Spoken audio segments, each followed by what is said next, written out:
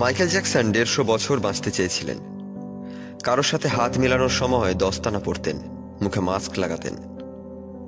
নিজের দেখাশোনার জন্য বাড়িতে ১২ জন অভিজ্ঞ ডাক্তার নিযুক্ত করেছিলেন, যারা তার চুল থেকে পায়ের নখ পর্যন্ত প্রতিদিন পরীক্ষা করত।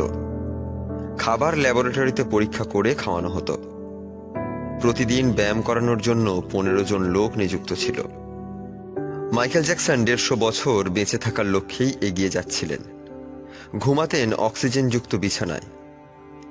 নিজের জন্য অর্গান ডোনার প্রস্তুত করে রেখেছিলেন, যাদের খরচ নিজে বহন করতেন, যাতে হঠাৎ প্রয়োজন হলেই তারা কিডনি, লাংস, চোখ ইত্যাদি অঙ্গ মাইকেলকে দিতে পারেন।